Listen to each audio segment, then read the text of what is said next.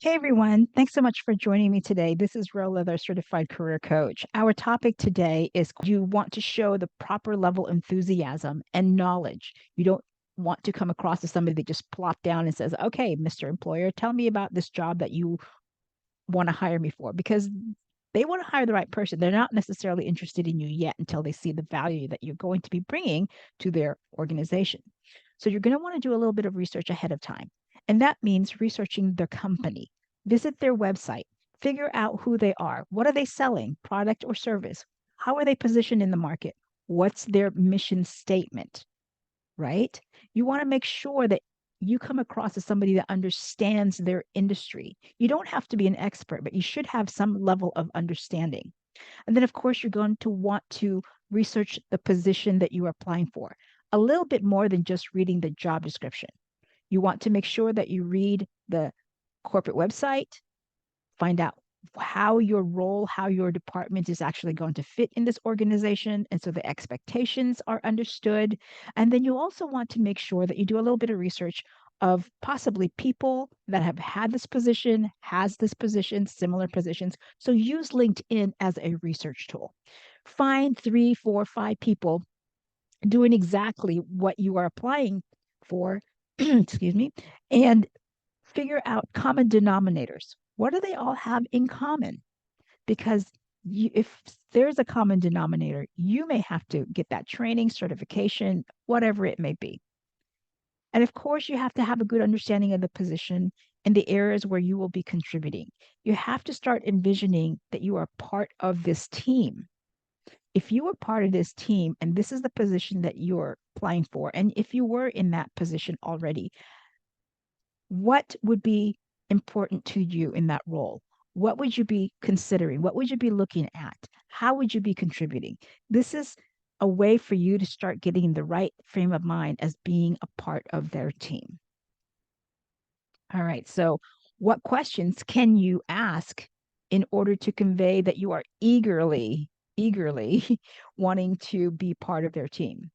Well, these are basic questions that you can structure additional, more in depth, narrowed down questions. So let's go through this. Okay. You're going to want to ask, what are the biggest challenges for this role? And they may already cover that in the presentation, in the interview, when they tell you a little bit about the position they're hiring for. But again, the question, they will usually give you an umbrella and not necessarily narrow down on the actual challenges. So asking specific questions about the challenges will show that you are thinking ahead, you are planning ahead, and already considering yourself as part of the team. So, what are the biggest challenges for this role? Okay. You can also narrow that down to what were the challenges for the person who had this role prior to this replacement or hiring or something like that. You want to know without pushing too much what happened to the position. Is it a new expansion? So you may not need to ask that. But if it's somebody being replaced, you don't want to ask, well, did they get fired? What you're going to want to ask is what were the biggest challenges that you've seen in this role? And so they may then open up to you as to what they need to see should you get hired. Okay.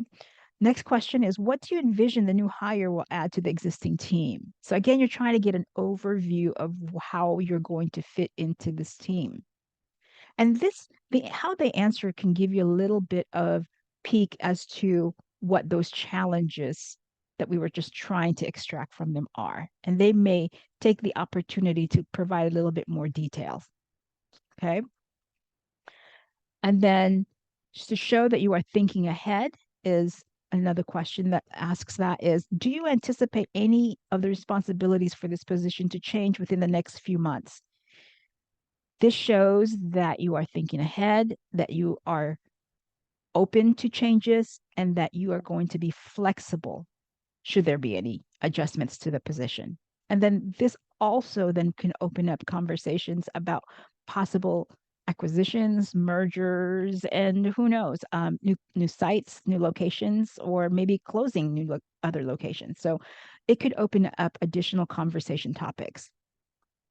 And then the one question that I always suggest that everyone asks, because it opens up topics that will help you see, like give you a crystal ball as to what the employer is going to be focusing on in assessing the new hire is, how will you assess in 90 days that you've chosen the right candidate for the position?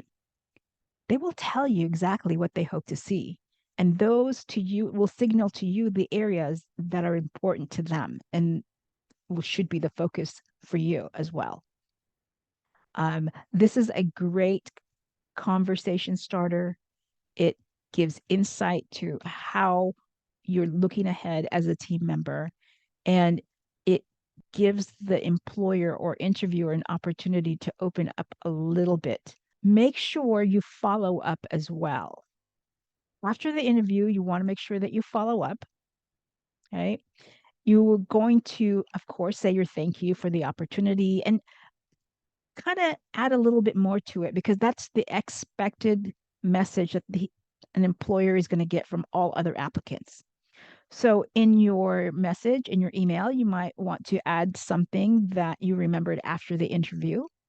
Maybe it's something that you researched after the fact, new information that you found since the interview.